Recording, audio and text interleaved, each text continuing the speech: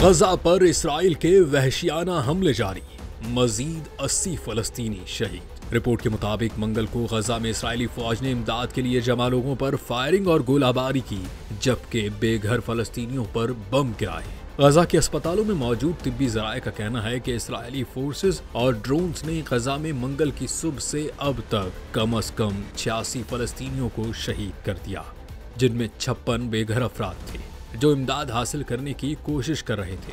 Report के मुताबिक वादी गजा के जुनूब में कम से कम 25 अफराद शहीद, जबकि 140 से ज्यादा अफराद जख्मी हुए, जिनमें 62 की हालत तशवीशनाक है।